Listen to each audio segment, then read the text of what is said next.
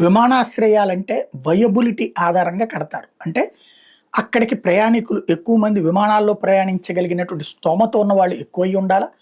అలాగే విమానాలకి ఎక్కడానికి ఆ ప్రదేశంలో విమానాల్లో రావడానికి అక్కడ ఏదన్నా బల్క్‌గా ఉండాలి. విజయవాడలో బ్రిటిష్ వాళ్ళ టైంలోనే కట్టిన ఎయిర్‌పోర్ట్ గన్నవరం ఎయిర్‌పోర్ట్.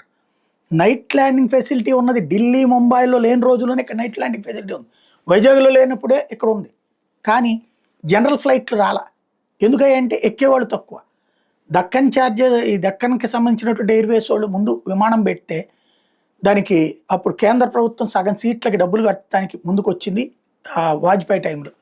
రాష్ట్ర ప్రభుత్వం చంద్రబాబు గారు ఇనిషియేటివ్ తీసుకోవడం వల్ల. అలాగే దాదాపుగా ఏడాదిన్నర పాటు ప్రయాణిస్తే ఒకళ్ళు, ఇద్దరు, ముగ్గురు ఉండేవాళ్ళు. ఆ తర్వాత 5గురు, 10 మంది అట్లయ్యారు. తర్వాతన ఈ రాష్ట్ర విభజన ఇష్యూస్ వచ్చినప్పటి నుంచి క్రమంగా విజయవాడలో ప్రయాణాలు ప్రారంభమైనవి. పెద్ద ఎత్తున జరుగుతూ వచ్చింది. ఇవాల్టి రోజున కంఫర్టబుల్‌గా ఉంది. అట్లాగుంటది. అయితే కడప, కర్నూలు ఇట్లాంటివి ఏంటి విమానాశ్రయాలు ఉన్నా ప్రయాణాలు తక్కువ, ఎక్కేవాళ్ళు తక్కువ.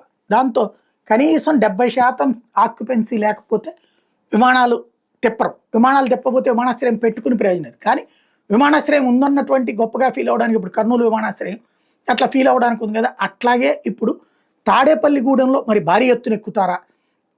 1,1570 కోట్లతో త్వరలో తాడేపల్లిలో ఎయిర్‌పోర్ట్‌కి రెడీ అవుతోందట.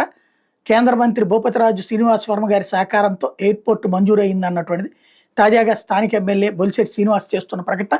ఖచ్చితంగా గోదావరి జిల్లాల వాళ్ళు గన్నవరం వచ్చి వెళ్తున్నారు. మరి అదేమన్నా వైబిలిటీ అక్కడ చెక్ చేసుకుని పెట్టారా అన్నది చూడాలి.